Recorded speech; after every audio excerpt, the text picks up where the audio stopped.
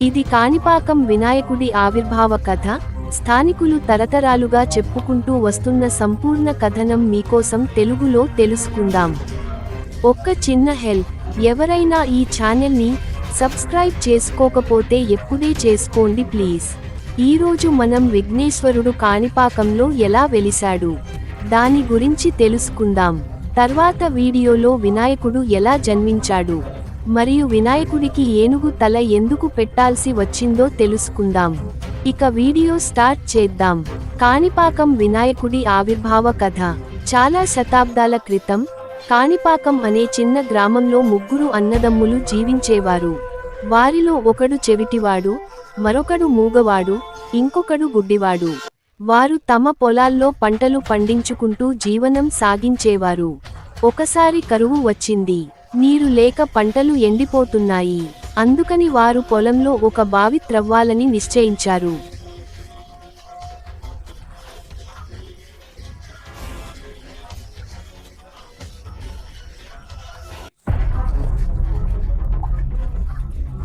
ముగ్గురు కలిసి బావి త్రవ్వడం ప్రారంభించారు.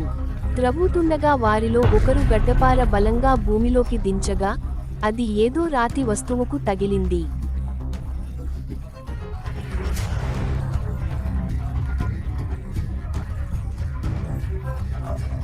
ఆశ్చర్యంగా ఆ రాతి నుండి రక్తం పొంగి పొర్లింది. ఆ రక్తం బావిని నింపేసింది.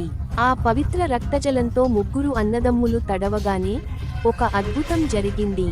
చెవిటివాడికి వినికిడి వచ్చింది, మూగవాడికి మాటలు వచ్చాయి, గుడ్డివాడికి చూపు వచ్చింది.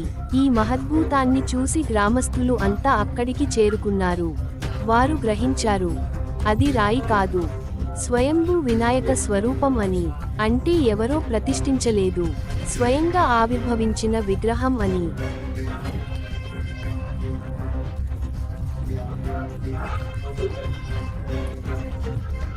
కాణిపాకం అనే పేరుకి అర్థం బావిలో నుంచి నిరంతరం నీరు పొంగిపొర్లుతూ పాకమై వస్తుండేది. కాని అంటే నీరు, పల్లె భాషలో పాకం అంటే పొంగిపోవడం. అందుకే ఆ ఊరు పేరు కాణిపాకం అయింది. వినాయకుడి స్వరూపం. వినాయకుడు ఈ రోజు కూడా బావిలో నీటిలో మునిగినట్టుగానే ఉన్నారు. మొదట తల భాగమే కనిపించేది, కానీ సంవత్సరాల కొద్దీ విగ్రహం పెరుగుతూ వస్తోంది. ఇప్పుడు నాభి వరకు దర్శనమిస్తోంది.